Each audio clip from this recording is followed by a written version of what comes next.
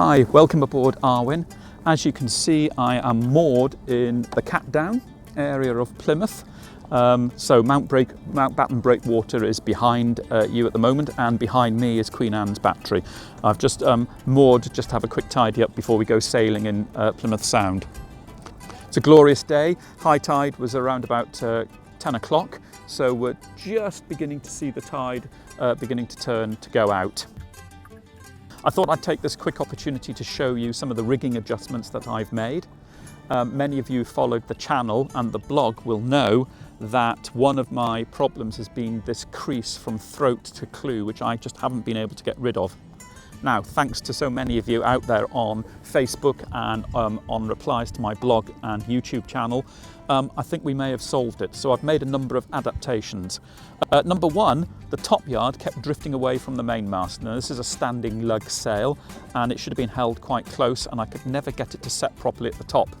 So what we've done is we've put in some stainless steel rings and we've run the mainsail halyard through this steel ring from the mast top around the back of the mast, and it ties off at another one at the very forward end of the top yard. We practiced that using that a couple of weeks ago, and it was perfect. The sail didn't flog, it held its position, it was virtually near upright, absolute perfection. So whoever suggested that one, thank you. Another problem has been getting enough luff tension by pulling down on the tack. All right, now that's been a big mistake of mine, because I had the tack going and the downhaul going into the cockpit and away from the mast. On a standing lug, it's got to be right down close to the mast.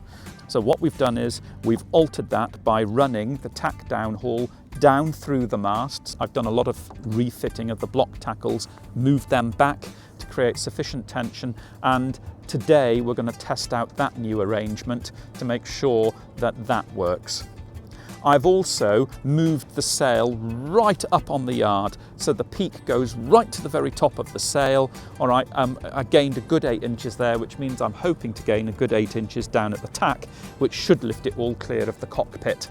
All right, in that way, hopefully we'll be able to tension it and get rid of that crease. So we'll find out in a few minutes when we get out on the Sound.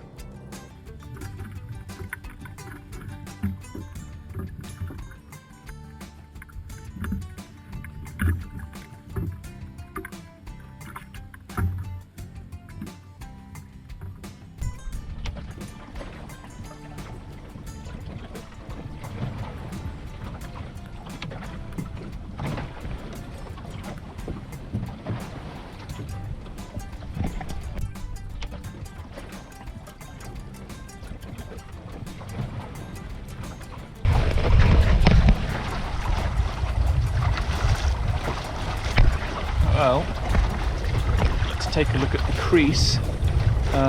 It's still there. Doesn't seem to want to go out now. I've been adjusting various things, so I've adjusted the downhaul tension.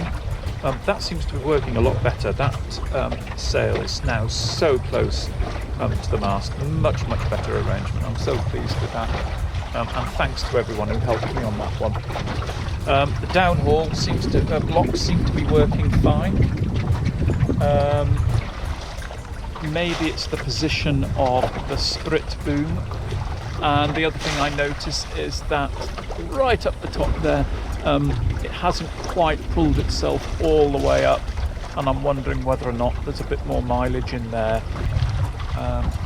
And I'm wondering whether I can actually move that steel ring a bit further down the yard a bit, so she's a bit higher again.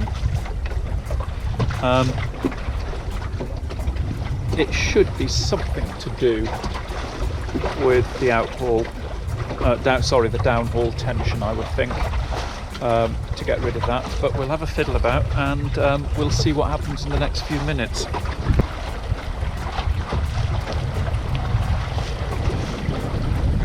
That's much better. That's gone a bit. It's looking to be a far nicer sail shape now. And I so much like that arrangement down the bottom.